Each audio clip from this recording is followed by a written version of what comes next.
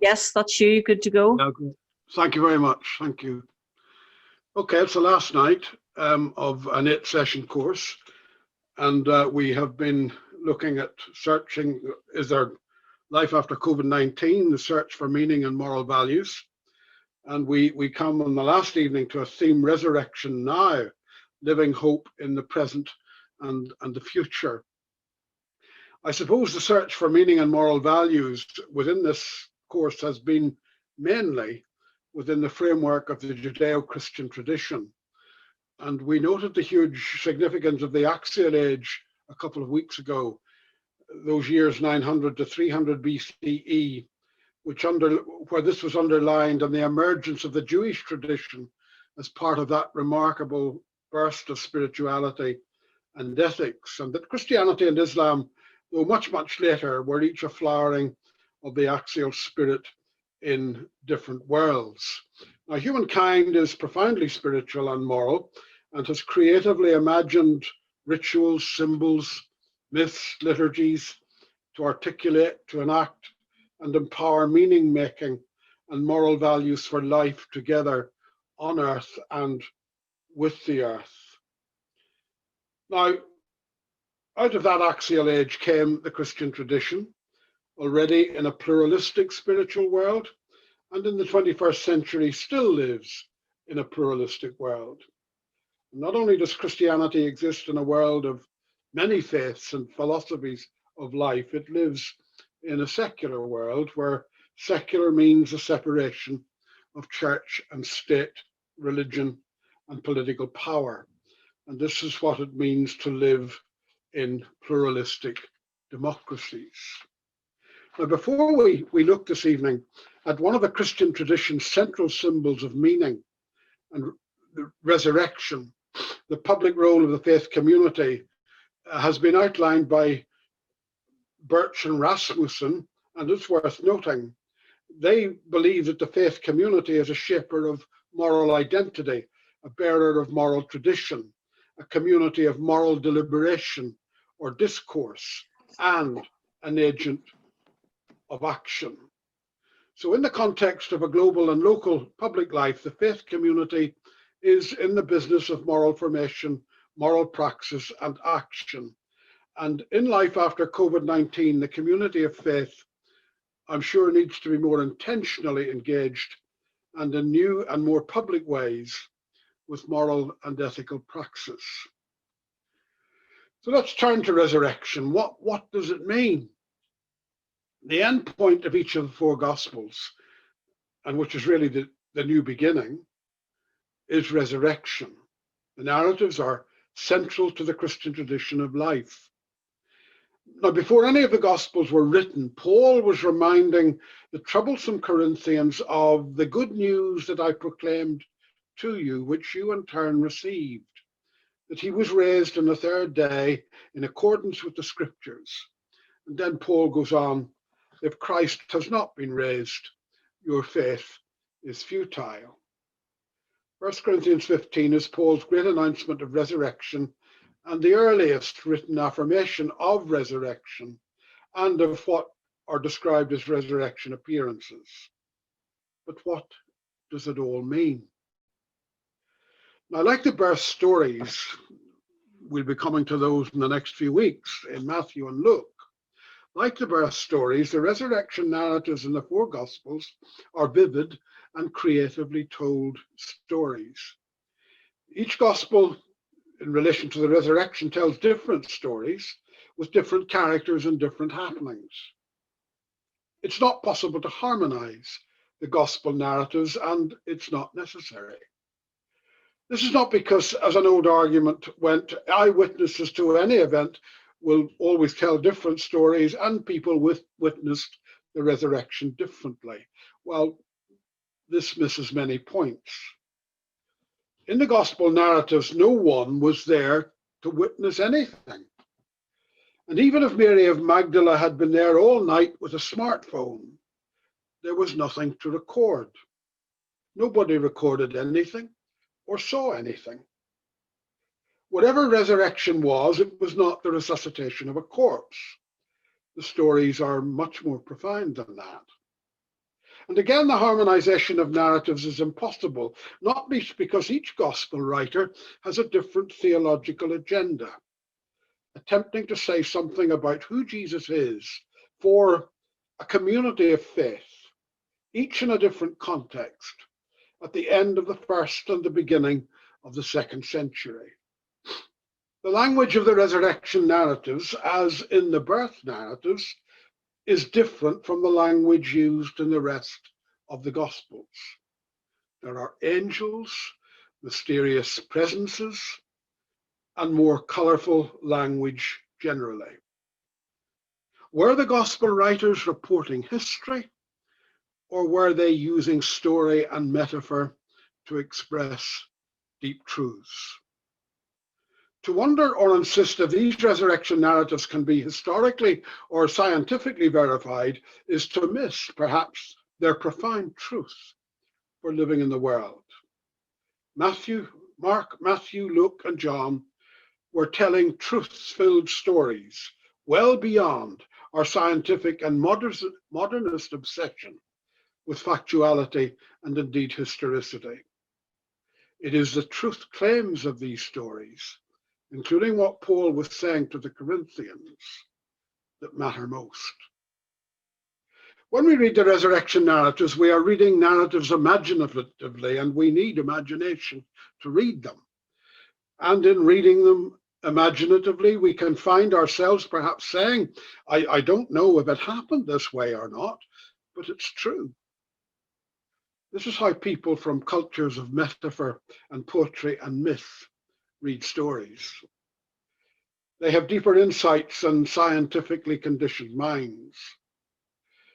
A young boy once described myth as something that is true on the inside, but not true on the outside. The resurrection narratives, as told in the Gospels, perhaps are true on the inside, but on the outside, they are not literally, scientifically, or historically true. Now, this is not a denial of the resurrection, but an affirmation of the profound truth of the narratives for living.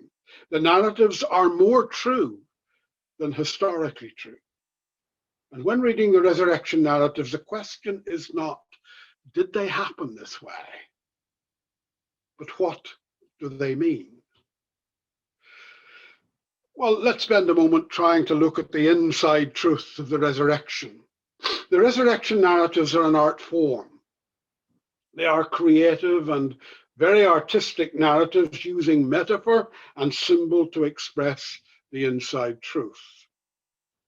Now, artists, painters, through the ages have done the same. On canvas, they have attempted to paint the inside truth of the resurrection. This is not easy to do. How do you imagine and portray a resurrection image? John Dominic and Sarah Crossan have spent a number of years traveling and locating and examining the rich artwork that portrays a resurrection image. And their fascinating discovery has been that Western Christianity paints the resurrection differently from Eastern Christianity.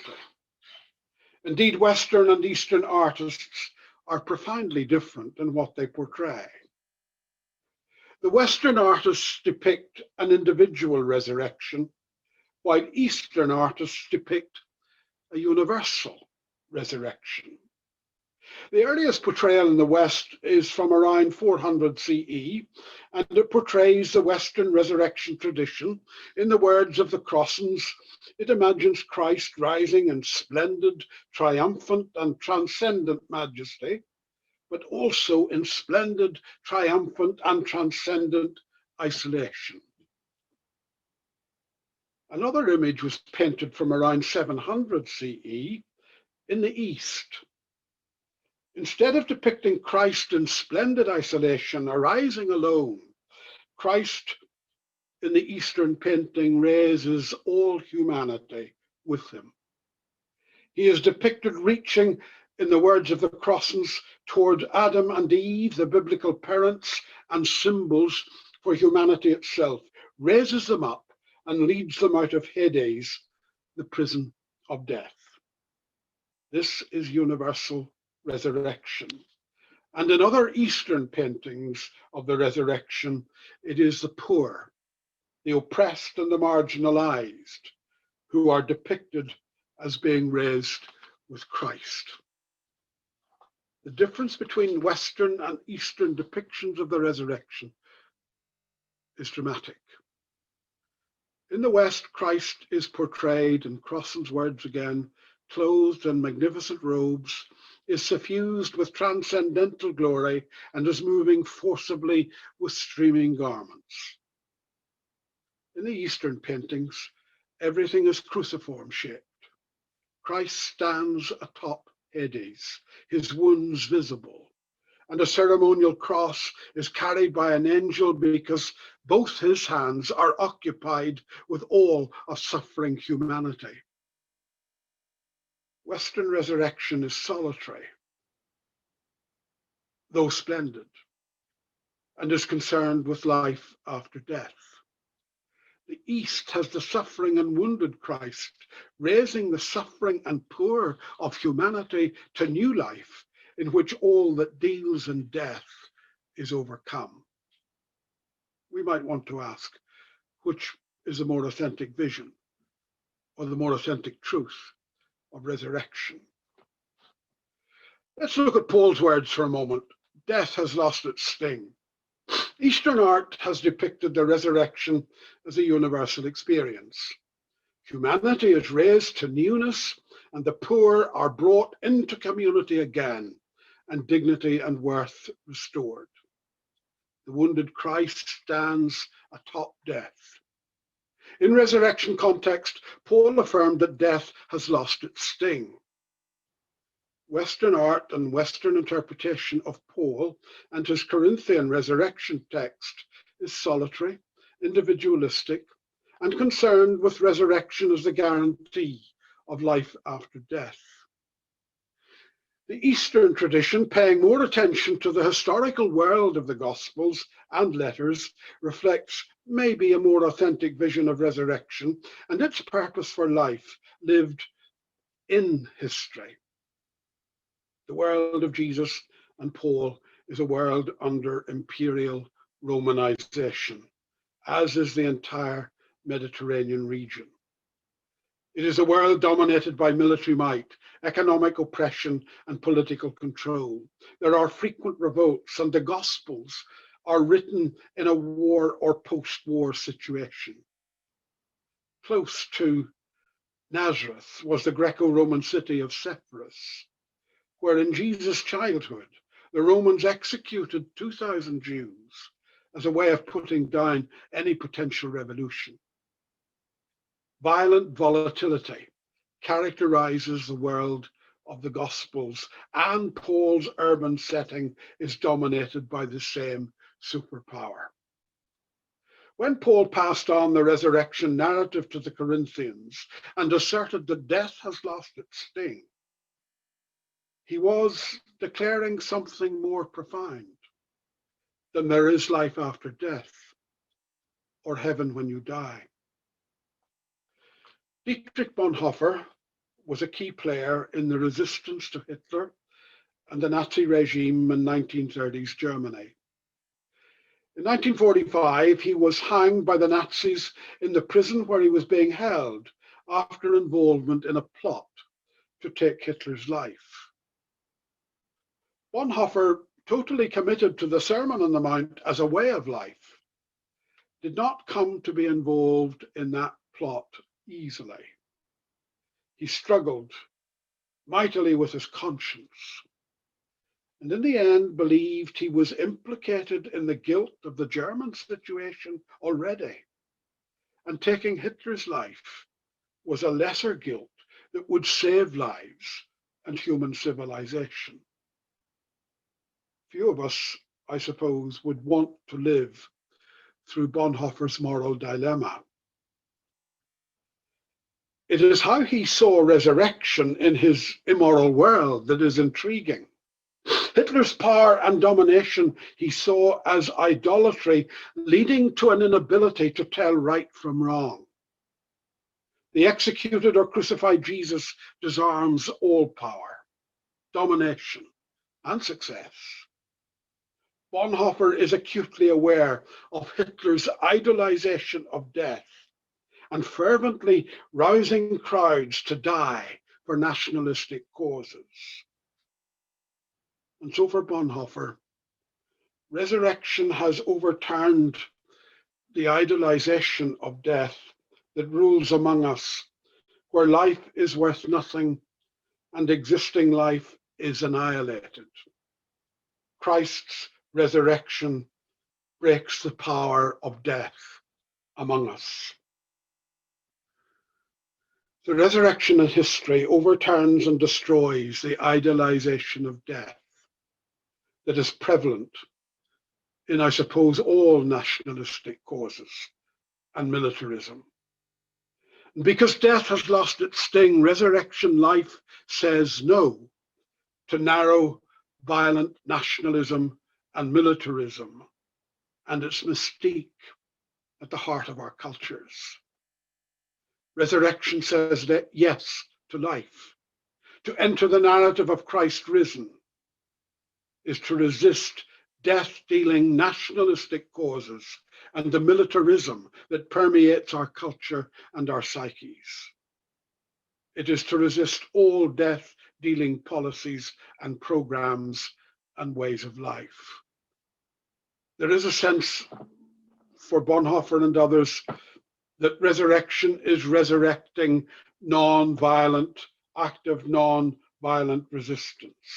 Death has not only lost its sting, the idolization of death for nationalistic causes and militarism has been exposed, and active non-violent resistance against all violent injustice is affirmed in the resurrection narratives.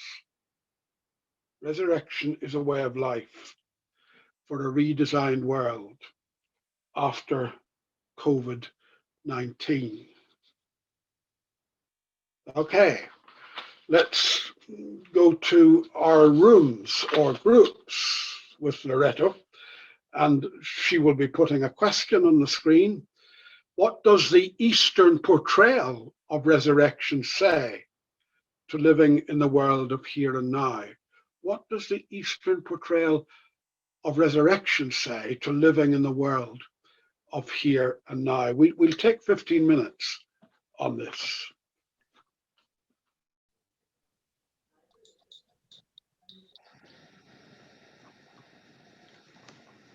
I think I've now unmuted, so I should be heard.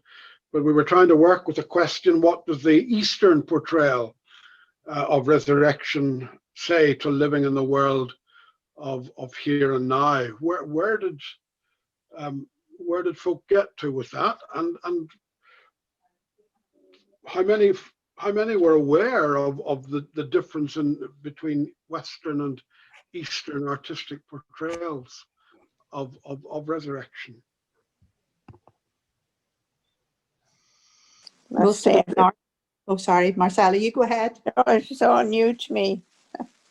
I hadn't thought about or even understood about the Eastern approach to resurrection, which was universal and also community-minded, whereas Western is much more individualistic.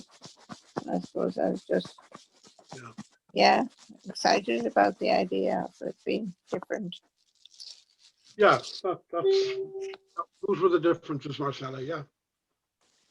We all were saying this much the same, that we had not been aware that there was, A, a difference, and B, we weren't really aware that there was, terribly much art, and we would love to see, some examples, or maybe point us to where, I suppose if we just Googled it, we'd find lots of examples, but we did think that, the Western image of this very individualistic and competitive way of life that we have today maybe needs to be infused with some imagination from the Eastern image of a much more community-based, as we would as we move post-COVID, I think we need to be, thinking much more about those who are less well off than ourselves, and maybe roll back on that sort of competitive lifestyle that we've all been sucked into for so many years.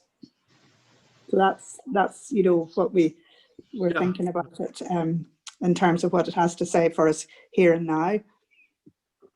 Yeah, thank you, Grace. That's a positive insight. If folk were interested, the Crossings actually published a book on this, Who? which is full of the various pieces of art that they looked at. I can't remember the title of it, but if you were to Google John, Dominic, and Sarah Crossan Resurrection, I think you'd find the book coming up very quickly.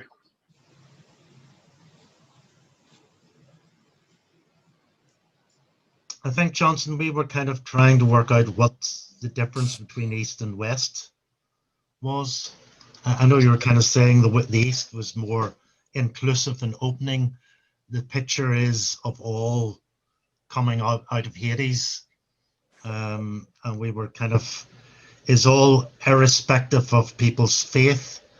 And it's all being raised, and raised to what? Is that raised to judgment? Raised as to whether we will be eternally with Christ in God or not, depending on people's choice? I think it's being raised to newness. Okay.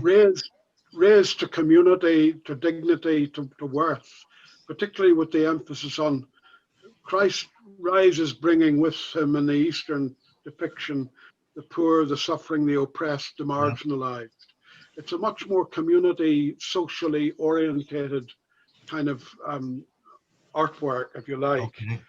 And there may be a clue in the Eastern tradition, for example, of the Trinity, where the whole symbol of Trinity originated anyway, out of what is now modern Turkey, Cappadocia, was the idea of a social Trinity, which was rather different from the West.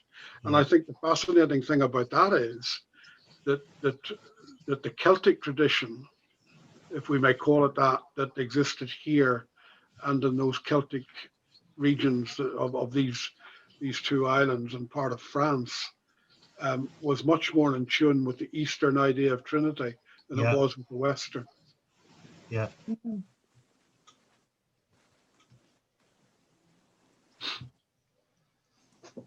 I think we were also thinking that there's a different kind of poverty, a spiritual poverty, as well as people who are marginalized and oppressed, and the haves and the have-nots. There are people who have no kind of sense of the spiritual. And I think that's a big poverty too. Yeah, you weren't saying, Marcella, it was either or, but could include both of those, yeah. But I think the Eastern stuff is very strong on community, on suffering humanity, however we interpret that suffering in its totality. Suffering humanity is being raised to newness. I mean, wouldn't that be implicit in the Western tradition as well? The rising of Christ was about the release of mankind, and to it was supposed to imply suffering and everything would be, we would all live in eternity, all would be well, so it was implicit in the Western one. It just seems to have been more shown in the Eastern tradition. Maybe in the Eastern one. Mm-hmm. What? But we're looking at the Eastern one. But we're looking upon it as happening in heaven after we're dead. As opposed to on earth. Here and now. Rather than a newness in the new earth.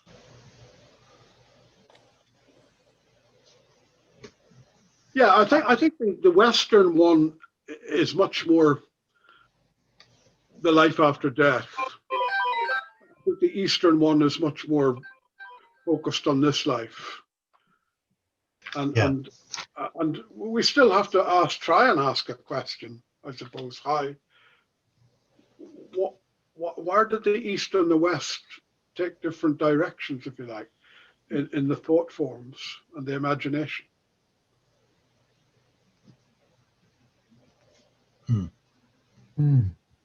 If, as Bernadette says, it was implicit in the Western model, why was it not as explicit as it seems to be in the Eastern painting and artwork? Mm-hmm. I think because we're all just looking forward to heaven, the afterlife. Okay. As With opposed the to, East- That's a very individualistic kind of approach to things, isn't it? Yeah.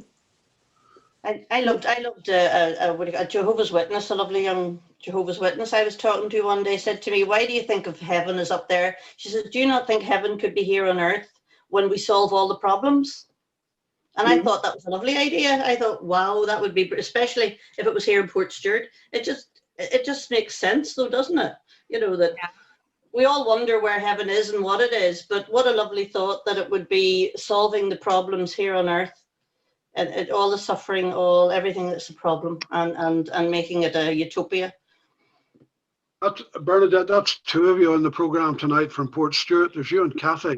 You're both probably saying it's heaven on earth in Port Stewart. It's just living here. They're prejudiced. I agree. Johnston, who did say, I mean, I'm interested now because I don't know the answer. Who was responsible, or what theologians were responsible for the shift in the East? I mean, I know the East have a different understanding of Trinity, which is much more communitarian than in the West. So, you know, do you know who was responsible for developing a resurrection theology in the East? I don't have the names. I think you'd probably have to go back to Crossan's book again. I don't know who the artists were, but I think some of those Eastern theologians, the earliest Eastern theologians, were the Cappadocians. And Gregory of Nyssa, and so forth. And they were much more, the great word they used for the Trinity was perichoresis, from which we get our English word choreography. The Trinity is a kind of social image of a dance movement together. Harmony, mutuality, reciprocity. All of those images come out of their imagination and vision and symbol of the Trinity as they created it. That's beautiful. In their imagination. Now they were, I think what often surprises us maybe is when they came up with this symbol of the Trinity as a key symbol for Christian faith, they were saying, well, we've got to use that symbol, we've got to use that metaphor, because there just aren't any words to describe God. God's beyond description and knowing and conceptualization. So they come up with an image, a metaphor, a symbol. The trouble is we've literalized the metaphor, and maybe we've kind of individualized it as well. Whereas they were always coming from this very social, communal, reciprocal movement, dynamic movement of together, of dance, of harmony, of community. Weren't the Cappadocians, Johnston, monastic? Yeah, they were. Yeah, they were. So they were living in a sense apart from empire. Whereas a number of the key theologians who influenced the thinking in the West would have been very much part of empire. They would have been. Which is much more hierarchical and individualistic. Yeah. Well, Cappadocia was, I mean, the Romans occupied a fair degree of Turkey. Mm-hmm. So they weren't if they weren't actually in the middle of it, they weren't too far away from it. Yeah, okay. Well, Cappadocia is further east in Turkey. Mm-hmm. Johnston, is the new heaven and new earth something that's revealed to us? And we dictate how much of it we take on board our, we want to understand, we'll never understand it, but we want to accept that heaven is now as well as the future. I think one of the interesting things, Maeve, was that at a very early stage in the first century, and for a good bit of the first century, that early Christian movement or early Jesus movement, and this may have been part of Paul's thinking as well, and Paul is the person who is responsible for the earliest literature we have in the Christian Testament. Paul's 7 authentic letters were written 2 decades nearly before a gospel was written. But there was a conviction that the world would come to an end, Christ would come again. Yeah. And so everything was an expectation of something that was imminent. Mm-hmm.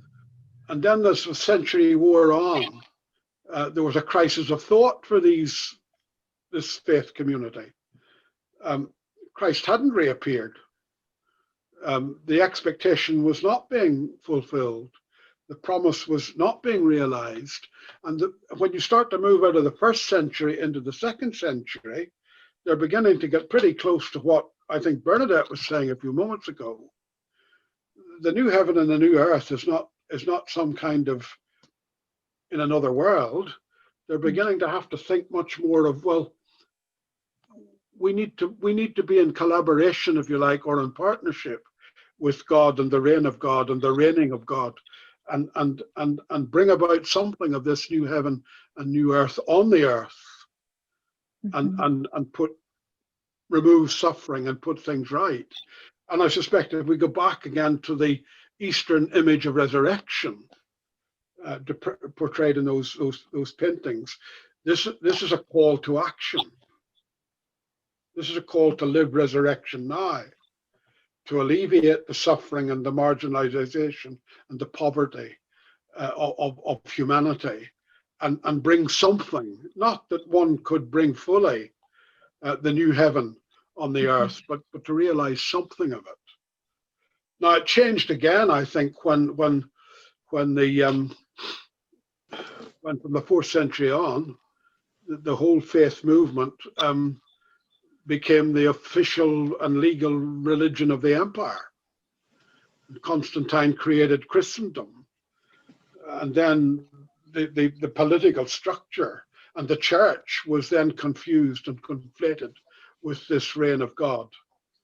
And well, I think that turned out to be a disastrous move, which took a long time to disentangle. So where does, sorry. Go on, Maeve. Where do we get to, the incarnation? If we believe the mystery of incarnation, it's not that we understand it, but you choose to believe or not to believe that Christ is incarnate in us. Yeah. By how we live, Well, it seems to me that we talked before, I think we talked in this course before, about 3 ways of using language. There's a very literal use of language.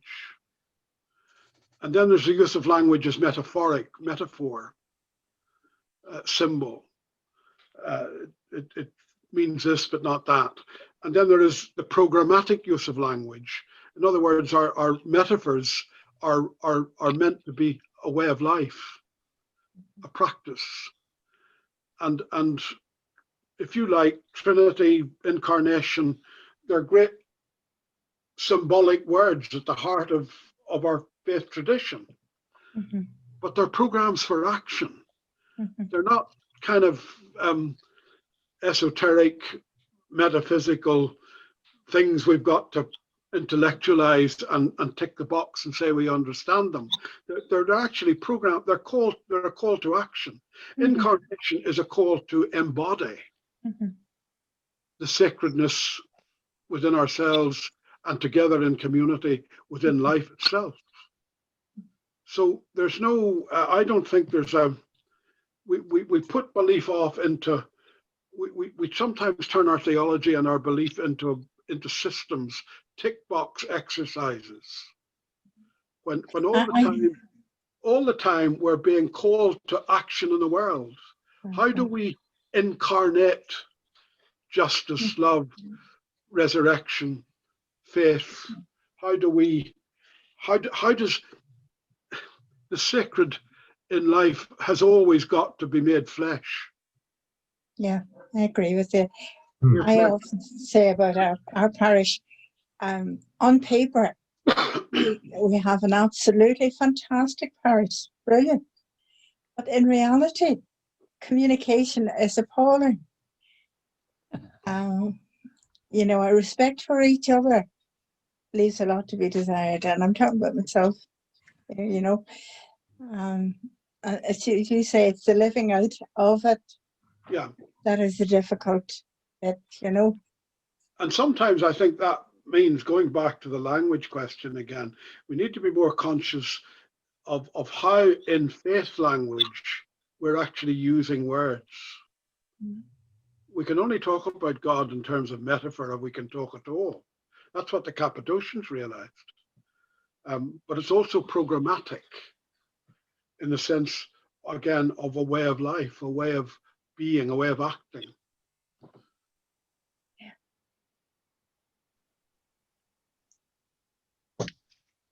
Okay, shall we take, maybe Loretta, we can take 10 minutes little break there, and we can embody refreshment in terms of coffee or tea or whatever else you have, and come back 10 minutes from now, about 8:05, and we'll go to the second part of resurrection now. Thank you for all the contributions. Very good. Thank you. Very good. Thank you, Johnston. Thanks. Yeah.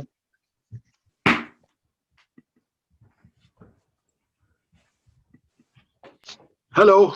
Yep. Yeah, that's good now, John. Okay, thank you.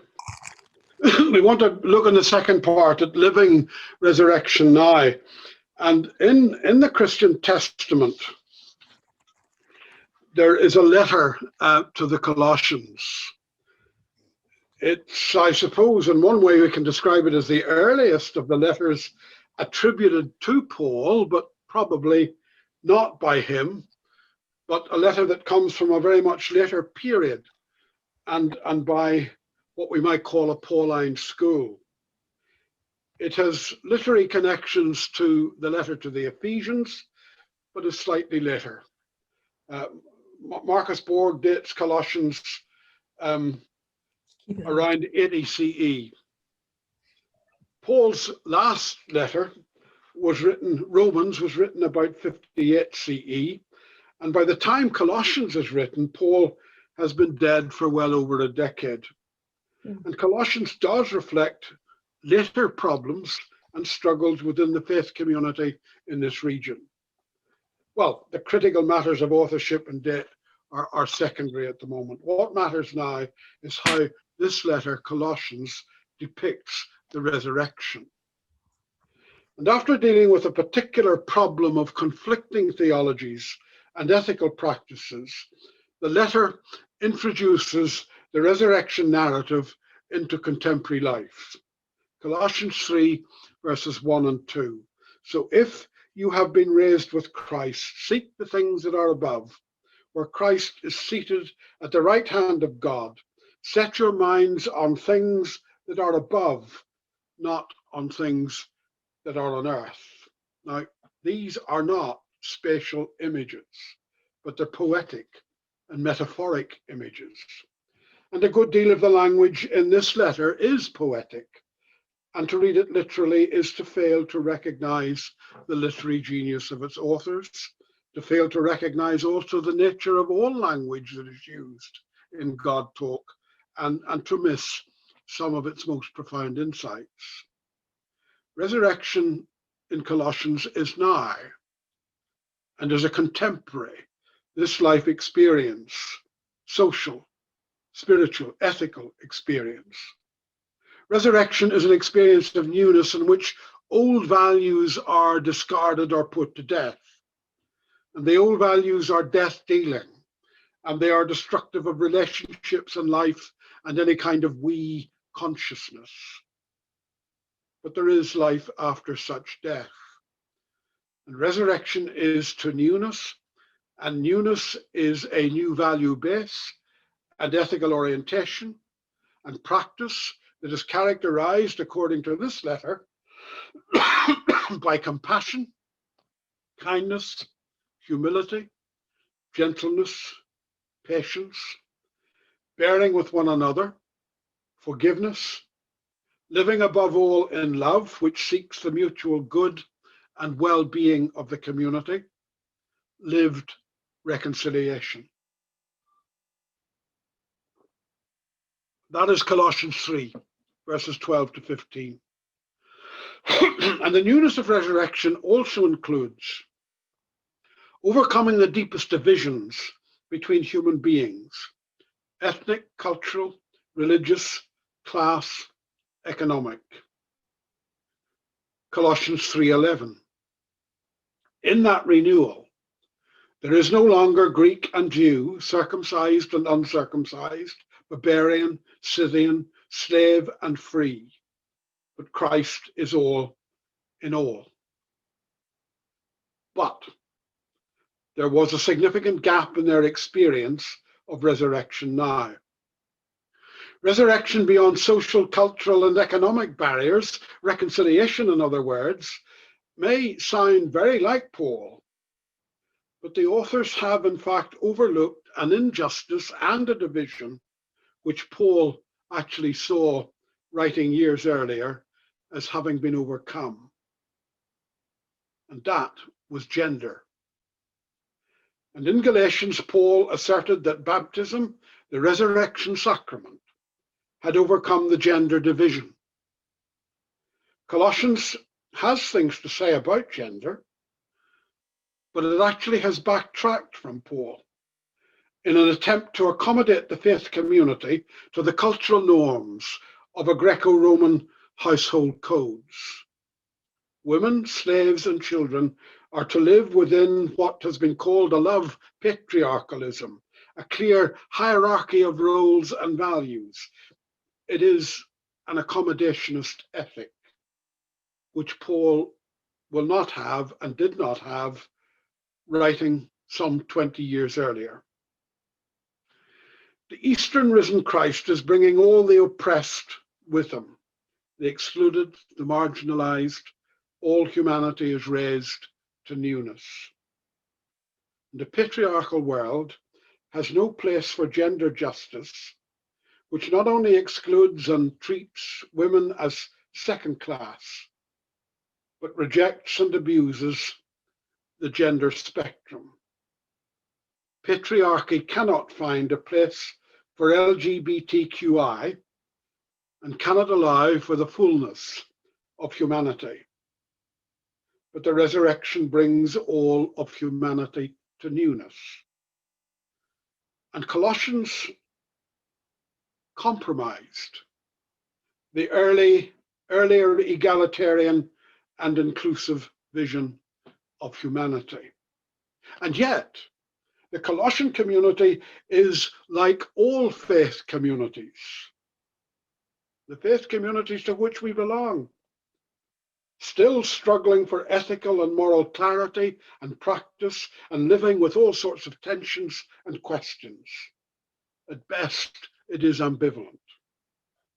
And with its inability in this letter to cross gender divisions, it nevertheless holds up in poetic language a remarkable vision of a cosmic Christ and cosmic reconciliation, Colossians 1, 15 to 20.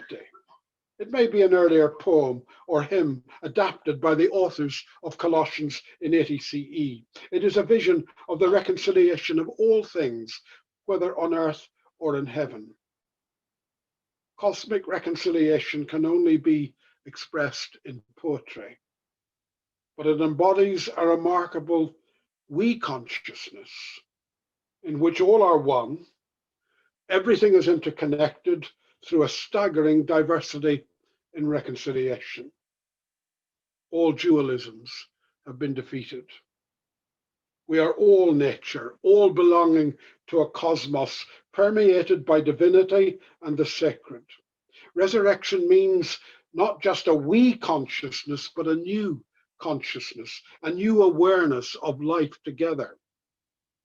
And this is resurrection now, and it is a way of life, a practice of new being, cosmic and universal. It is a resurrection vision for life after COVID-19. Now, the core poetic symbolism of the resurrection narratives is that God raised Jesus from the dead. God is the ultimate symbol beyond meaning and knowing. God being she, he, and neither, a presence and experience that draws us into a process of divine and human collaboration towards a planetary and cosmic good. Resurrection is now in the present and for the future. And however we vision the sacred, or God, hope is a deep spiritual conviction, abetting our lives, that God has not quit, and neither will we. Groups again. What difference would it make to live resurrection in this world? 15 minutes.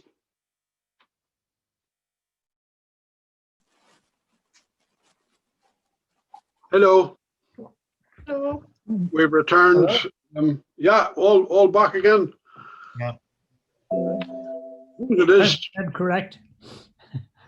Yeah, okay. I suppose it still is possible to be lost between rooms on Zoom, maybe.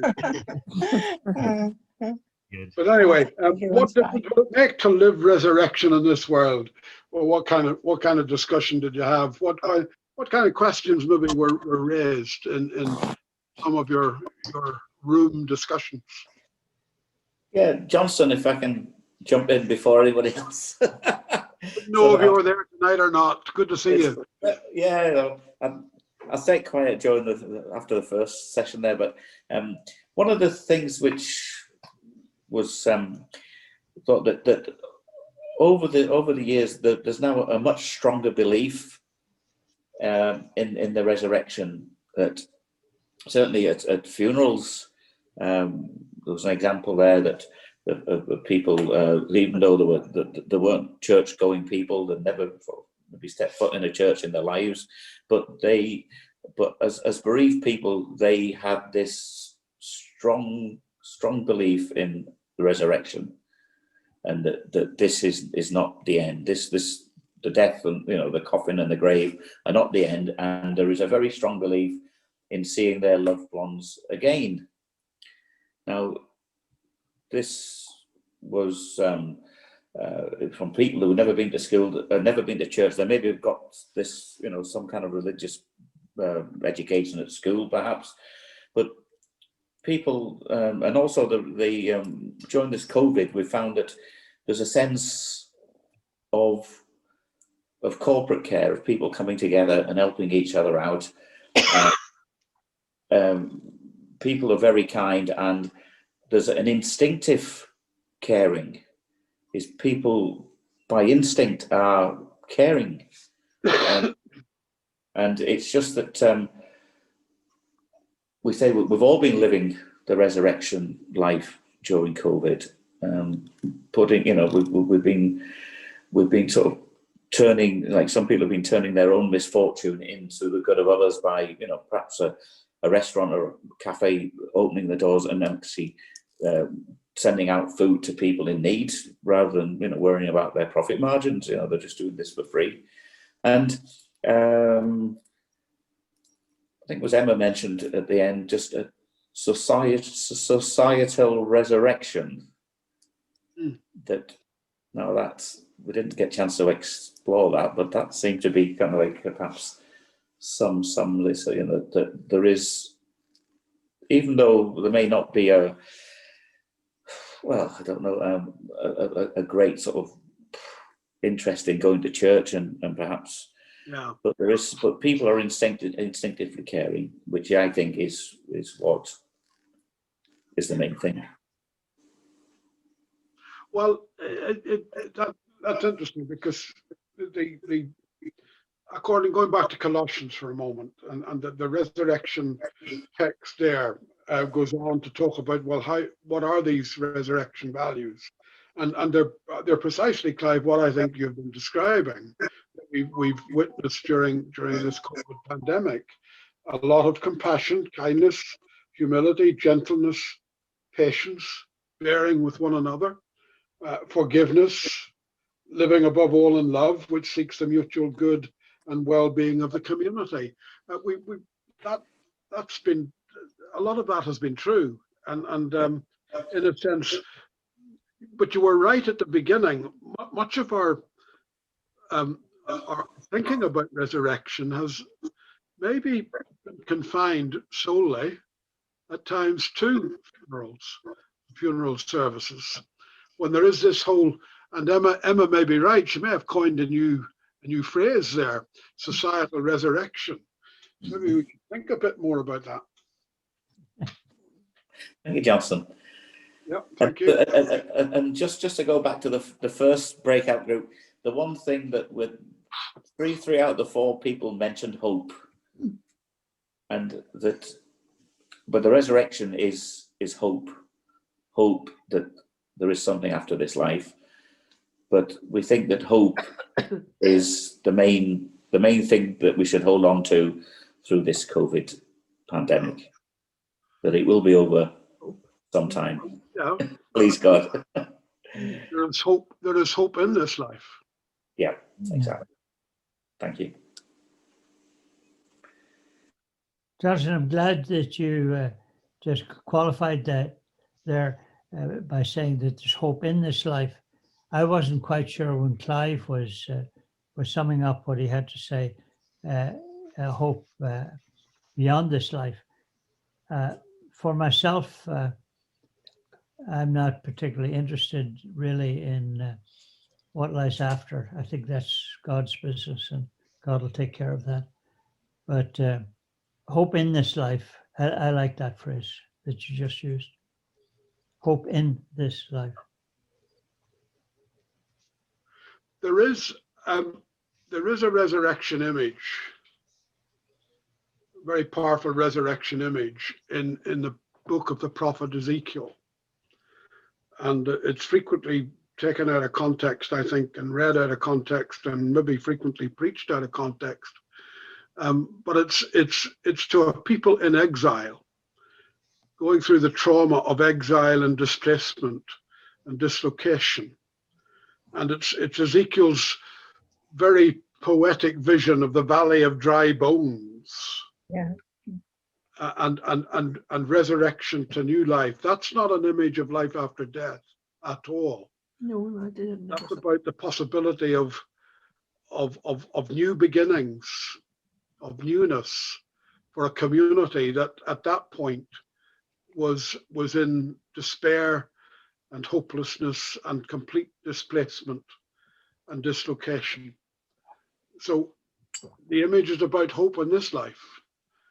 And maybe that's what Colossians is also getting at, and other New Testament. Maybe Paul was much more. We've read Paul as individualistic and life after death, but maybe Paul was talking really about all that is death dealing, having lost its sting with the narrative, the Christ narrative.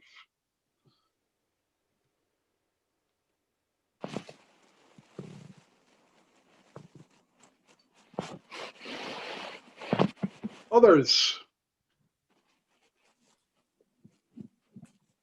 Helen, you said some good stuff in our group. Would you like to? You mentioned the Irish Times, among other things. Anyway, would you? I'd be grateful if you would share your comment. Who's that? Sorry, I wasn't sure which one you were thinking of. Sorry, yeah, Helen. who was in our group. That's me. Yeah. So what were you thinking of in particular? Well, yes, well, I was thinking of your comment about the possibility for economics, that there is Yes. economic hope, and we tend to despair of economics, like the debt we're getting into. Whereas Yeah. it's quite possible to take a perspective in economics that is hopeful. Yes, I think I was saying that there's an economist writing in the Irish Times on a Saturday, David McWilliams, and some of his articles are very good. And he was putting forth a very valid argument that if any government wants to borrow money at the minute, this is the time to do it because the interest rates are so low. But actually, the government doesn't need to. The government can make money if it makes up its mind to it. It doesn't actually. Money's a fictitious substance, really. You know, if you're determined you want to do a thing, you can do it. You've just got to persuade enough people to want to do it and get on with it. A much more sharing community. And I think money, people who worry about where money's coming from, they're worrying totally unnecessarily. If you want to do a thing, you can do it.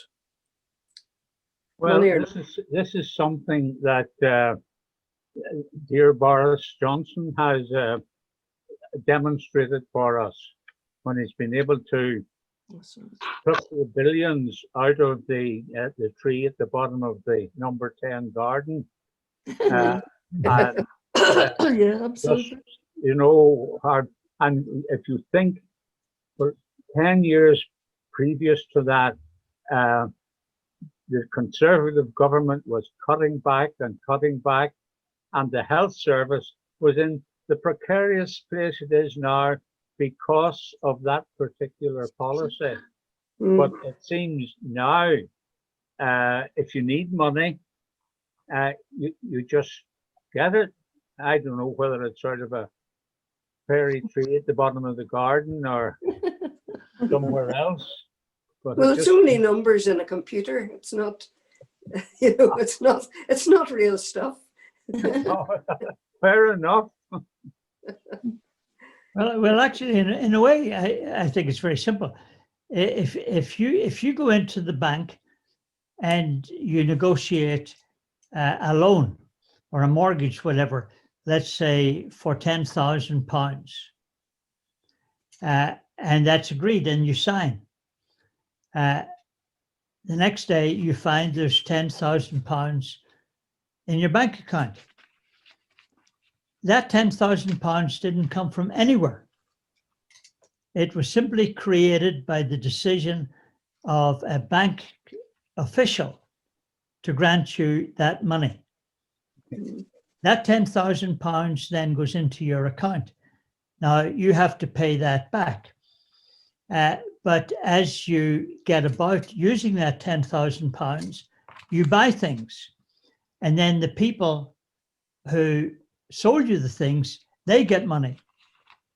And then they in turn buy things. And that's called the multiplier effect. And the multiplier effect has been reckoned to be at least 1.5 or more.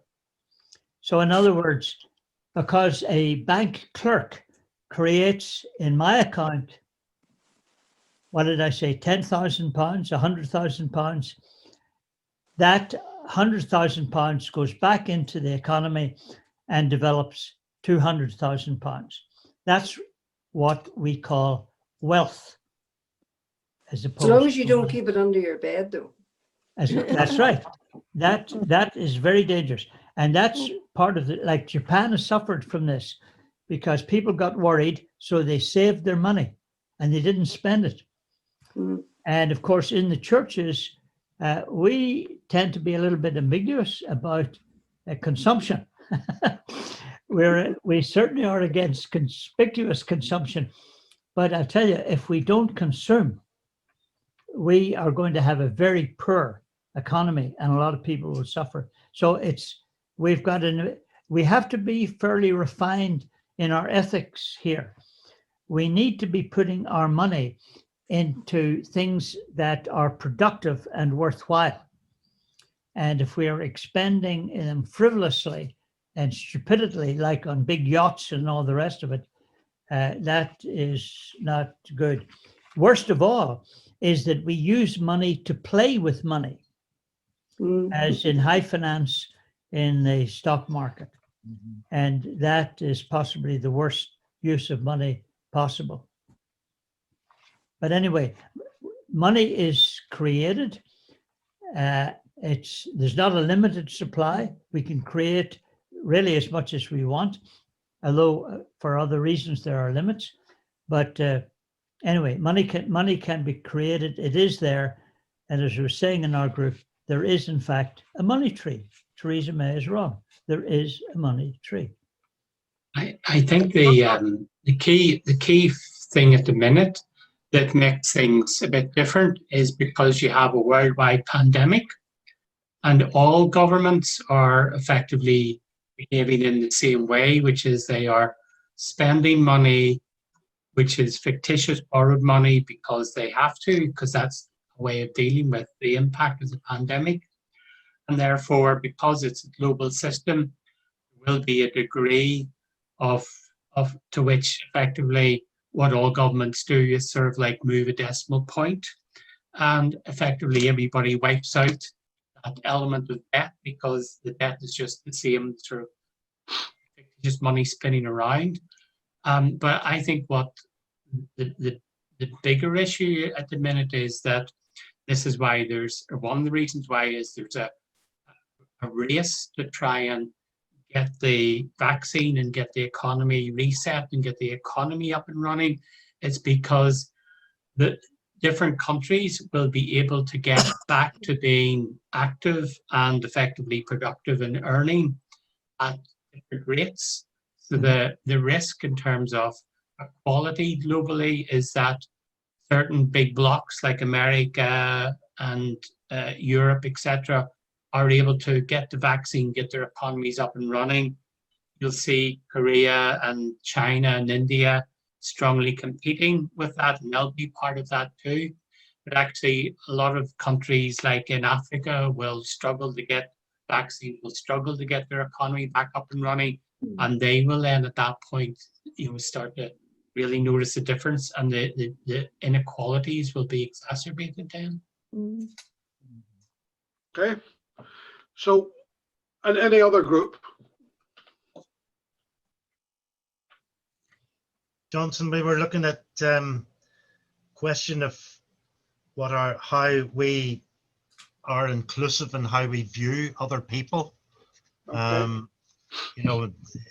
Does it depend on their differences with us in thought, religion, sexuality, or can we hold them with respect in all the differences? Living in Northern Ireland, we commented on the fact that we've all grown up in a judgmental church community that by and large has been more exclusive than inclusive. So we have a lot to kind of unlearn and a lot to try and relate to people as they are. How does resurrection view change us? The question was moving beyond just basic respect to being able to relate to people, in the culture that they're in. So that was the challenge that we were kind of discussing. Yeah, well, there's been a fairly major piece of research announced in the last couple of days, which has suggested that religion is a bigger factor in relation to prejudice. Yeah, absolutely. Against others than is race or ethnicity. Yeah. A primary driver of prejudice. Yeah, it is. Now, that's how do we rise, if I can go back to the metaphor, how do we rise out of that? And it's not enough to say, well, that's what other people do, not me. Yeah. But we commented the the word ecumenical is still a dirty word in a lot of church areas, and we are probably the faithful minority in terms of, you know, setting the picture, you know, being counter church where it's at. Is the other reality that, according to another piece of research from Gothenburg University, 92 countries in the world today are now living under autocratic regimes. Oh. In other words, there's been a huge deficit in democracy, and this has been exacerbated and embodied by the whole Trump and Trumpism thing, but not the only one. Yeah. There are others as well. And the Gothenburg research suggested that the Conservative Party in Britain is not quite that far over towards autocracy, but it's heading that way. Yeah.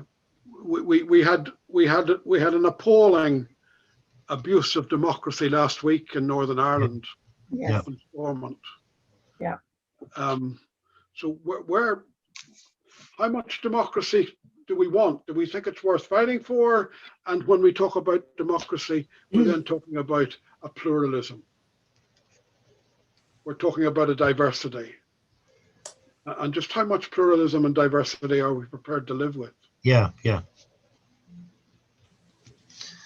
we live with difference? Sometimes you despair of democracy, really, and you wonder sometimes, does it work at all? Well, Churchill's famous comment on one occasion was that democracy is the worst form of government, except for all the rest. Exactly. And I think you're quite right, Helen. I don't think there may be another way, which we haven't found yet, but perhaps it's the best we have at the moment, but it's in decline. And the autocracies and the totalitarian and the fascist thing that seems to be replacing it is I think, scary. Much more dangerous. Scary, yeah. Everybody looking for strong leaders. Where are they leading us to? Are we too dependent on strong leaders? When in fact there's something about a Scottish Enlightenment and an Irish Enlightenment that was about locating power within the people.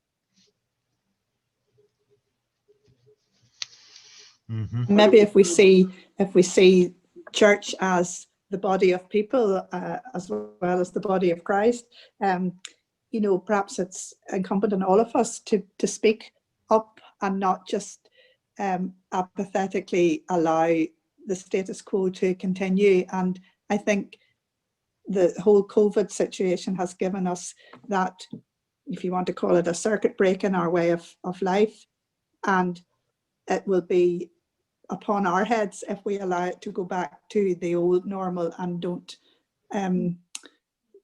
have something new and better and more compassionate and more community-based. Thanks, Grace. We're picking up a lot of great metaphors this evening. You've just given us another one, a circuit break in the way of life. Yes, another one. Like that one. Yeah. Thank you. And there are responsibilities on us. What kind of life do we want to go back to? We keep talking about the normality, but does the normality mean going back to the old tribal ways of doing politics, the old unequal and unjust ways of doing our economics, whatever we mean by it? Or how much of a circuit break are we really prepared to go for and shape and embody something different and push for something different? I also think it's about a circuit break in the way that we think. Yeah, okay. But which it's interesting that you talked about the churches and you know, the prejudice still there being at the root of a lot of the division, because I think that we still are operating out of models of theology in all of our churches, which are spiritualized, otherworldly, individualistic, and the emphasis on sin and grace is totally imbalanced. The models that were being suggested earlier on of resurrection and incarnation, they're life-giving, but a lot of our theology isn't. So I think there needs to be a whole rethink done of our systems of theology and the impact and consequences for how people live in community. Okay. Yeah.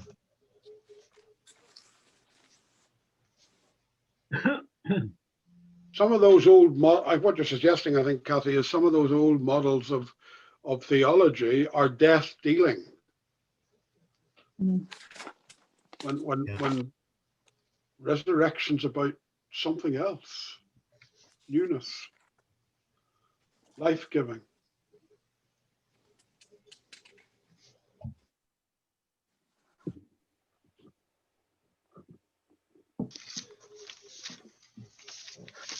We're creeping up towards 9 o'clock.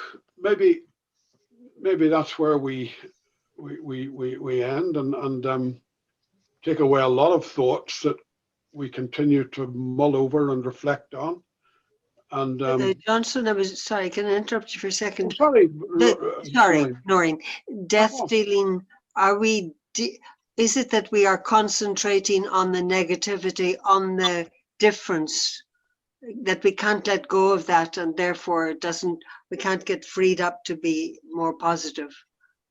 Sorry, I'm just. I think if we could look at the pluses. A lot of this is how do we reimagine? How can we reimagine the world? If the prophets were about anything, and I hope we'll get back maybe in 5th of January again, if you're interested in the program, which is really a reflection on the book of the 8th century prophet Amos. Prophets were great imaginers. They imagined alternatives, and imagination, perhaps, and not rationality, is going to take us to a kind of new sort of world, into resurrection. So how do we sometimes call it thinking outside the box. How do we think outside the box about society? How do we think outside the box about the church? How do we think outside the box about our theologies? And that research, by the way, that showed religion as a great driver of prejudice was not just Christianity. There were a lot of other religions in that as well. So there may be is there something at the heart of many of our religions that is negative and death dealing, that needs self-protective. Yeah. It's by power. We want to keep the status quo. We want power to remain where it is. We lose power if we've a lot of reimagining to do, I suspect.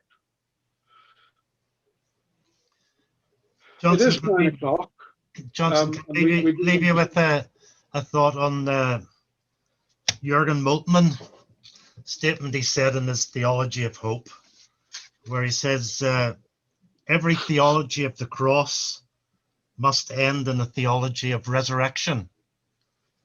He said it is God's contradiction of suffering and death, God's contradiction of humiliation and offense, and of the wickedness of evil.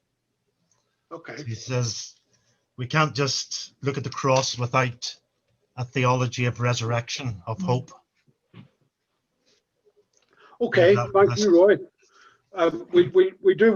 We could go on here, I imagine. We need to stop. But let me thank all of you for being here for the last 8 weeks and engaging with some pretty big issues.